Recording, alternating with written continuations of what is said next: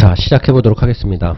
먼저 1장 총칙이고요. 1장 총칙 같은 경우는 전체에 다 아마 포함되는 내용이라고 보시면 되고, 13장의 보칙은 이제 각 장에도 포함되지 않는 부분들을 따로 모아놓은 게 보칙 규정이라고 보시면 되고요. 1장은 총칙입니다. 총칙은 1절 통칙부터 시작을 하는데요. 내용 보시면 1절에는 목적과 정의, 그 다음에 관세 징수의 우선, 내국세 등의 부가 징수, 이렇게 네 가지 조로 구성이 되어 있습니다.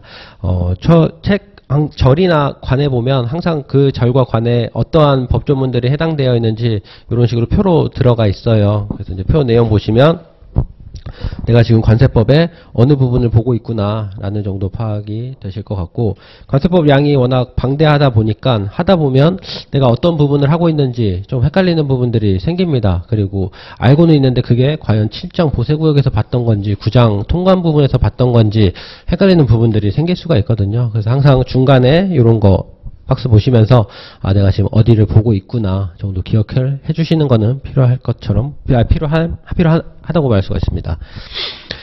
1조를 보면 1조는 목적에 대한 부분이고요. 대부분의 법이 1조에서 목적을 얘기하고 있죠. 관세법 같은 경우는 관세법은 관세의 부가 징수 및 수출입 물품의 통관을 적정하게 하고 관세 수입을 확보함으로써 국민 경제 발전에 이바지함을 목적으로 한다라고 되어 있고, 결국에는 이제 끊어서 어떤 키워드를 찾아야 되는 상황이 발생을 하는데, 보시면 먼저 키워드 같은 경우는 관세법의 관세의 부가 징수 및 수출입 물품의 통관을 적정하게 하고, 요게 두 가지 방법이죠. 목적이 관세 수입을 확보함으로써 국민경제 발전에 이바지함을 그 목적으로 하는 거고요. 그래서 관세 수입을 확보하고 국민경제 발전에 이바지함을 목적으로 하기 위해서 쓰는 방법이 첫 번째가 부가와 징수고요. 관세. 두 번째가 수출입 물품의 통관을 적정하게 해서 이렇게 국민경제 발전에 이바지함을 목적으로 합니다. 그래서 이제 이 두 가지 방법으로 하나의 목적을 달성하기 위함이다 라고 보시면 되고, 아까도 말씀드렸지만 관세법 같은 경우는 세법이지만 특이하게 통관 절차가 같이 들어가 있어요. 그래서 앞에 관세 부가징수 부분이 세법에 대한 내용일 것이고, 뒤에 수출입 물품의 통관을 적정하게 한다라는 내용이 이제 통관 절차에 대한 내용이라고 보시면 됩니다. 또 관세법은 크게 이러한 목적을 갖고 구성되어 있다라고 보시면 됩니다. 과거에 이제 시험이 지금 같지 않을 때에는 이제 의 같은 걸 써야 되는 경우들이 있었어요. 그럴 때 이제 요 관세법 목적을 많이 응용을 해서 쓰고는 했었습니다. 근데 뭐 지금은 뭐 그런 시험보다는 굉장히 객관적인 시험 출제 경향이 됐기 때문에 아마 이제 그렇게 활용할 일은 크게 없어 보이고요. 근데 이제 이 출제 경향이라는 거는 언제든지 또 바뀔 수도 있어요. 그래서 이제 그런 것도 어느 정도 대비는 같이 해주셔야 됩니다. 그런 의미에서 1조 목적 같은 경우는 좀 챙겨가시면 좋을 것 같고요. 2조 정의를 보면 어떤 법이든 정의라는 내용으로 뭐 2조 정도에서 배치하고 있는데, 그 이유는 관세법에서 사용하는 용어의 뜻과 일상적으로 사용하는 용어의 뜻의 의미가 좀 다를 수가 있어요. 그렇기 때문에 적어도 관세법에서는 수입이란 이렇다, 수출이란 이렇다, 뭐 외국 무역선이란 이렇다 등등으로 정의를 해놓음으로써 그런 이제 혼동을 좀 방지하기 위함이라고 보시면 됩니다.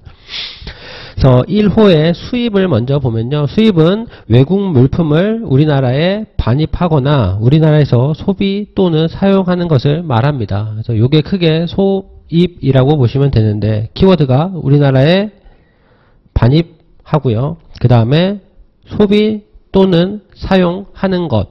이게 이제 키워드가 되겠죠. 그래서 제가 아까 말씀드린 대로 7, 8월 달에는 정의에 수입이 있었고, 수입은 반입과 소비 사용 요 정도만 기억을 해도 좋다는 겁니다. 그 모든 제 조문에 대해서 그렇게 하는 게 쉬운 것도 아니에요. 어느 정도 암기가 된 거라고 보기 때문에 거기에다가 추가로 보세구역을 경유하는 것은 보세구역으로부터 반입하는 것을 추가로 하고요.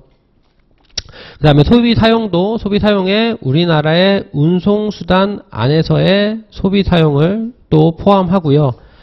여기는 239조의 내용은 제외를 합니다. 그래서 2조의 수입에는 2조 1호는 수입이 있었고 수입에는 반입과 소비 또는 사용이 있었다. 그리고 반입은 보세구역으로부터 반입이 포함이 됐었고 소비 또는 사용은 운송수단 안에서의 소비 사용도 포함이 됐었다. 그리고 소비 또는 사용 같은 경우는 제외하는 것도 있었지 239조 뭐 요정도 요렇게 기억을 해주시면 돼요. 뭐 거의 암기라고도 볼 수가 있는데 어쨌든 요정도 틀은 좀 갖고 가셔야 된다는 거고 아래 239조를 같이 붙여놨습니다. 그래서 이제 요런 거를 좀 빼려다가 그대로 살려둔 건데 아무래도 아직은 좀 학습이 좀 필요하기 때문에 뒤에 왔다 갔다 하는 것보다는 이게 보기 편할 것 같아서 남겨둔 거고 수입에서 제외하는 것들이 있죠. 그래서 수입으로 보지 아니하는 소비 또는 사용이라는 이름으로 법 제239조에 그 내용이 들어가 있는데요. 내용을 보시면 첫 번째가 선박용품, 항공기용품 또는 차량용품을 운송수단 안에서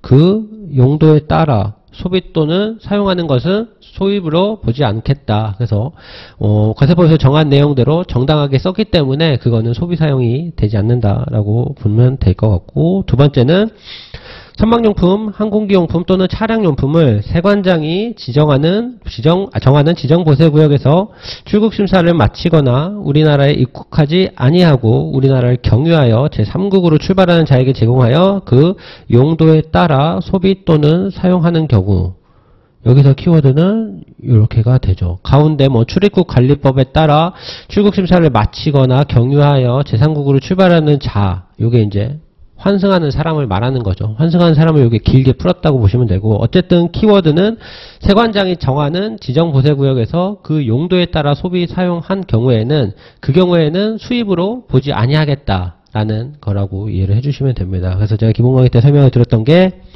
1호 같은 경우는 이제 운송수단 안에서 항공기 안에서 기내식을 먹는 경우가 해당이 될 거고 2호 같은 경우는 환승하는 사람이 이제 환승하기 전에 환승을 대기하면서 그 비행기 타기 전에 그 공항 안에서 기내식을 먹는 경우라고 말씀을 드렸습니다. 이제 그렇게 좀 차이가 있는 것이고 2호를 만약에 이 239조를 작성할 시험에서 출제돼서 작성에 대해 기회가 생기면 중요한 거는 2호에 세관장이 지정하는 지정보세구역에서 그 용도에 따라라는 내용을 적는 게 중요한 거지 중간에 출입국관리법에 따라 출국심사 경유하여 제3국으로 출발하는 자 이거는 그보다는 중요성은 떨어지는 부분입니다. 그래서 어쨌든 내용에 대해서 중요성을 좀 구분해가면서 하시면 좋고요. 3호는 여행자가 휴대품을 운송수단 또는 관세 통로에서 소비 사용하는 경우 여기서는 포인트는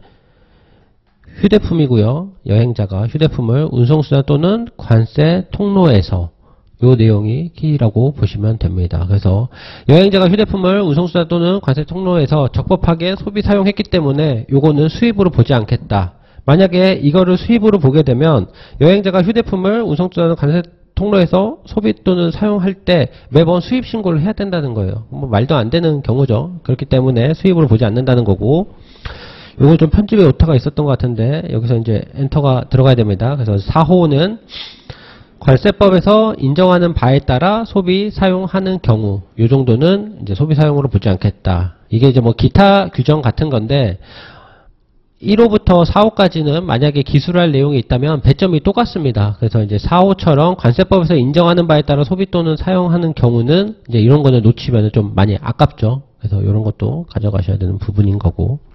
그래서 이건 편집이 좀 잘못됐지만 어쨌든 총 4가지가 포함이 됩니다. 그래서 만약에 2호 수입이라는 걸 기억하셨을 때 요거까지 기억해주시면 좋겠죠. 239조에 4개는 제외가 됐었지 정도 해주시면 좋을 것 같습니다.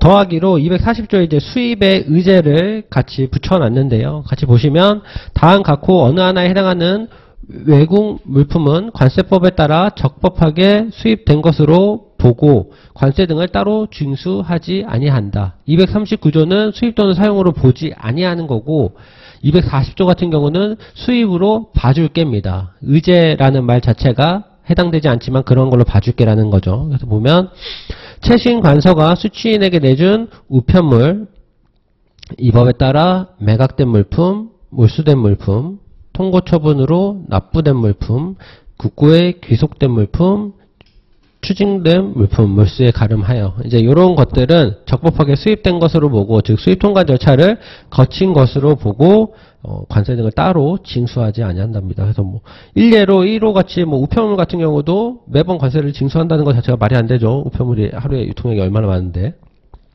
뭐 나머지도 각각의 이유에 대해서는 제 기본 강의 때 말씀을 드렸고, 그래서 총 수입의 의제는 6개 정도 있더라라고 좀 체크를 해주면서 하시면 좋을 것 같고요. 2호는 수출입니다. 관세법에서 수출이란 내국 물품을 외국으로 반출하는 것을 말합니다. 그래서 좀 심플하죠. 근데 지금 시점에서는 요거를 환특법하고 같이 비교를 해서 한 번쯤 보고 지나가면 좋을 것 같아요. 관세법에서는 내국 물품, 수출에 대해서 내국 물품을 외국으로 반출하는 것이라고 굉장히 심플하게 정의를 했는데, 환특법을 보시면 577페이지 한번 볼게요.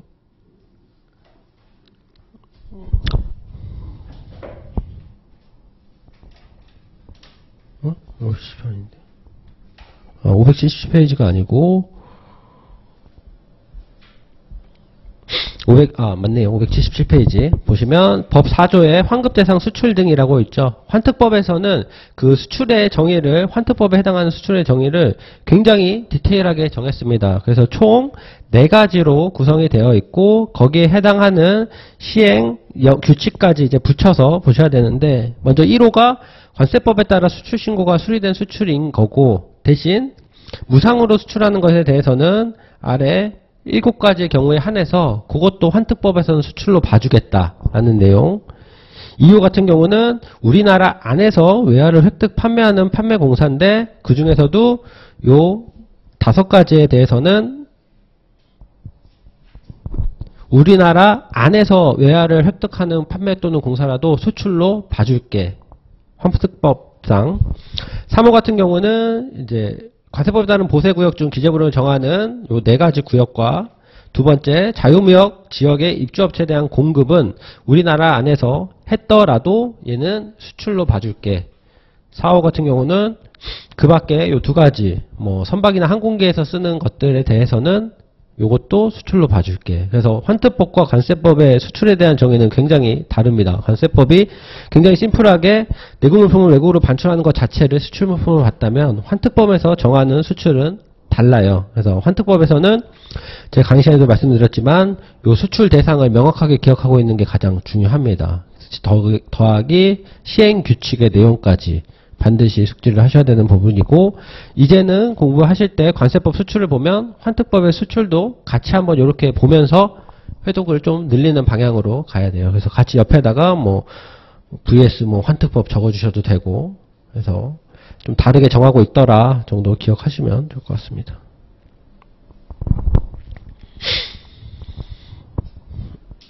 3호는 반송인데, 반송은 국내에 도착한 외국 물품이 수입 통관 절차를 거치지 아니하고 다시 외국으로 반출되는 것을 말한다. 수입 통관 절차를 거치지 아니하는 게 포인트죠.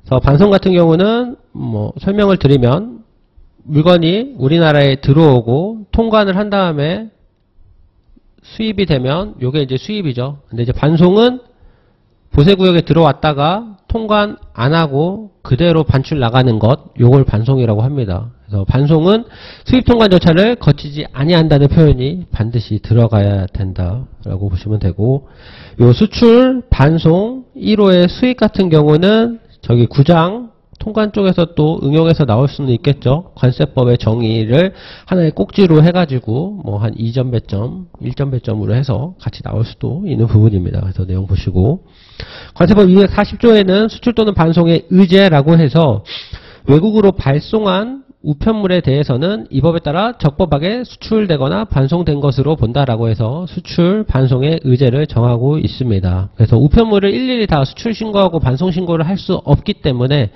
특정한 우편물, 수입 신고 대상이 아닌 우편물에 대해서는 수출 또는 반송을 적법하게 한 것으로 보겠다라는 의제가 들어가 있고요. 4호에 외국 물품을 보면 다음 항목 어느 하나에 해당하는 물품을 말하고요. 과목에 외국으로부터 우리나라에 도착한 물품으로서 수입신고가 수리되기 전의 것, 외국 물품으로 하고요. 그 다음에 수출 신고가 수리된 물품에 대해서 외국 물품으로 정하고 있습니다. 더하기 외국의 선박 등이 공해에서 채집하거나 포획한 수산물을 포함합니다. 그래서 공해에서 한 것을 포함하고요. 공해는 외국의 영해가 아닌 경제수역을 포함합니다.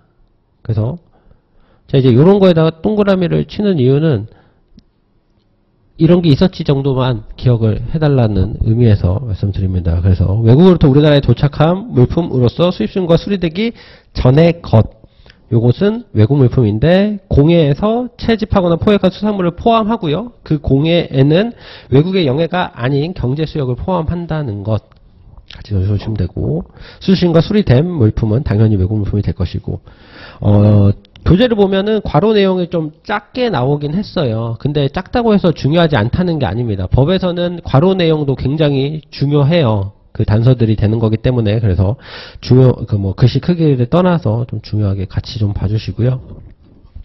관세법상 이제 외국 물품으로 보는 것, 그 관세법에 이제 외국 물품으로 보는 것에 대한 규정들이 좀 나눠져 있는데, 대표적으로 158조의 보수작업, 그 다음에 188조의 제품과세에는 그런 내용이 있습니다. 그래서 내용 보시면 보수작업으로 외국 물품에 부과된 내국 물품은 외국 물품으로 본다.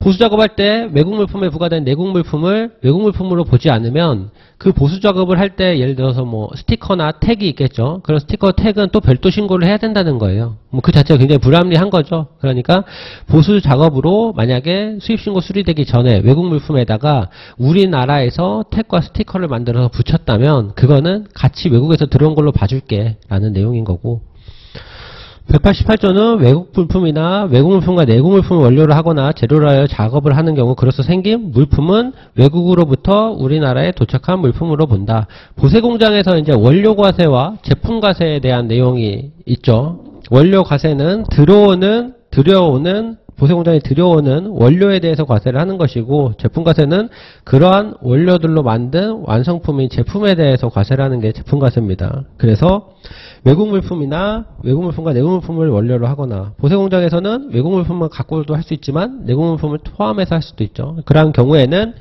이러한 내국 물품도 외국으로부터 우리나라에 도착한 물품으로 보겠다라는 내용. 그래서 여기서도 관세법상 외국 물품으로 보는 것들에 대해서 놔뒀고요. 어차피 뒤에 이런 내용 할 거예요, 다시. 근데 그냥 지금 리뷰 차원에서 보는 거니까 크게 신경 쓰지 마시고요. 5호는 반대로 내국 물품에 대한 정의입니다. 내국 물품은 총 5가지가 있고요, 정의가. 첫 번째가 우리나라에 있는 물품으로서 외국 물품이 아닌 것. 그 다음에 두 번째가 우리나라의 선박 등이 공해에서 채집하거나 포획한 수산물 등. 3번은 입항전 수입신고가 수리된 물품. 그 다음에 라목은 수입신고 수리 전 반출 승인을 받아 반출된 물품. 마목은 수입신고 전 즉시 반출 신고를 하고 반출된 물품. 요거는 뒤에서도 보겠지만, 뭐 이제는 아시겠지만 한번 리뷰 차원에서 말해 볼게요. 보통 물건이 수입이 되고 보세구역에 반입이 되고요. 입항이 되고 보세구역에 반입한 후 수입신고를 하고 수리가 되면 반출을 하죠. 이게 원칙이에요. 우리나라 수입신고하는 원칙. 근데 입항전 수입신고는 이 입항하기 전에 이 시점에 수입신고하는 게 입항전 수입신고고, 입항전 수입신고라는 제도가 있는 이유가 신속통관을 위해서입니다. 그래서 이제 이때 입항전 수입신고가 수리된 물품은 우리나라에 입항하기 전이지만 내국 물품으로 볼게 라는 내용. 라목 같은 경우는 수입신고 수리 전 반출 승인, 수입신고가 되고 수리가 나야 반출을 할 수가 있는데 이 수리 전에 이 시점에 반출을 한 거죠. 그러면 수리가 되기 전이기 때문에 아직은 뭐 내국 물품을 볼 수 없으나 내국 물품을 보겠다라는 내용. 마목은 수입 신고 전 즉시 반출 신고를 하고 반출된 물품. 이거 즉시 반출 신고 물품인데 이 제도 같은 경우는 즉시 반출 신고를 하고 수입 신고를 하고 납부를 하고 이런 기란으로 가죠. 그래서 즉시 반출 신고 해서 수입신고. 수입신고를 하기 전이지만 즉시반출 신고를 하고 반출했다면 이건 내국물품으로 봐줄게 라는 내용으로 보시면 됩니다. 그래서 즉시반출 신고는 더욱이 신속통관을 이제 강조하는 거죠. 그래서 입항 전 수입신고보다 이런 식으로 조금 더 신속통관을 강조하는 제도다라고 보시면 됩니다. 6호 같은 경우는 국제 무역 선에 대한 부분이고 중요한 거는 무역을 위하여 우리나라와 외국간을 운항하는 선박. 요 내용이 반드시 들어가야죠. 그러니까 무역을 위해서 우리나라와 외국을 운항해야 합니다. 선박이. 무역기 마찬가지로 중요할 거고 국내 운항선은 국내에서만 운항하는 선박, 국내 운항기도 국내에서만. 선박용품이란 음료, 식품, 연료, 소모품, 밧줄, 수리용, 예비품 및 부속품, 집기, 그 밖에 이와 유선물품에서 해당 선박에서만 사용되는 것을 말한다. 이것도 웬만하면 다 그대로 써주면 좋겠죠. 왜냐면 뭐 선박에서 사용하는 담배라고 해서 해당 선박에서만 사용하는 거기 때문에 선박용품이다 볼 수 없죠. 그래서 음료, 식품, 연료, 소모품, 밧줄, 수리용, 예비부품 및 부속품, 집기, 그 밖에 이와 유사한 물품에 대해서는 좀 그대로 연결 필요할 거고요. 11호는 항공기 용품이고요. 선박용품에 준하는 물품으로서 해당 항공기에서만 사용되는 것, 차량용품, 차량에서만. 통관이란 관세법에 따른 절차를 이행하여 물품을 수출, 수입, 반송하는 것을 말한다. 그래서 통관의 중요한 거는 관세법에 따른 절차를 이행해서 수출, 수입, 반송까지를 통관이라고 하고요. 환적은 동일한 세관에서 관할구역에 입국 또는 입항하는 운송수단에서 출국 또는 출항하는 운송수단으로 물품을 옮겨 싣는 것. 복합환정은 다른 세관의 관할구역으로 운송해서 옮겨 싣는 것. 쉽게 보면 뭐 우리나라 부산항에 있고요. 부산항에서 뭐 일본으로 가는 배에다가 환적하는 거, 요게 이제 환적이죠. 근데 이 배를 인천으로 옮겨서 인천에서 중국으로 나가는 배에 환적을 했다. 요거는 복합환적입니다. 그래서 동일한 세관, 부산세관에서 옮겼죠. 부산항에서 옮겼죠. 그러면 관할 세관에서 입국 또는 입학하는 운송에서 나가는 배에다가 실으면 환적. 부산에서 인천으로 옮겨서 인천에서 중국 나가는 배에다가 옮기는 걸 복합환정. 그래서 동일한 세관이라는 표현과 다른 세관이라는 표현이 들어갑니다. 그래서 복합환적과 환적은 구분을 좀 해주시고. 운영인이란 뭐 두 가지 있죠. 특허보세구역 설치 운영에서 특허를 받은 자, 그 다음에 종합보세구역장에 신고를 한 자. 종합보세구역은 신고가 원칙이니까. 뭐 17호 세관 공무원이란 뭐 관세청장, 뭐 공무원 보시면 되고. 18호에 탁송품이란 상업서류, 견본품, 자가사용물품, 각각 유사물품으로서 구제소유권, 물품의 송달을 업으로 하는 자에게 위탁하여 우리나라에 반입하거나 반출하는 물품을 탁송품이라고 하고, 탁송품은 얘네가 제외가 되죠. 물품을 휴대하여 반출하는 것을 업으로 하는 자, 쉽게 말하면 보따리상 을 제외합니다. 근데 보따리상이라고 적으시면 안 되고 물품을 휴대하여 반출입하는 것을 업으로 하는 자는 제외된다. 그래서 이런 키는 갖고 계셔야죠. 탁송품 역시도 뒤에 법 254조의 2에서 활용이 될 겁니다. 그래서 뭐 문제 이런 식으로 나올 수 있겠죠. 245조 2에 뭐 탁송품 통관에 대해서 쓰고 탁송품 정의도 함께 쓰시오. 뭐 이러면 요 내용 적으면 되는 거예요. 그래서 이런 거는 좀 체크를 해서 가져갈 필요가 있죠.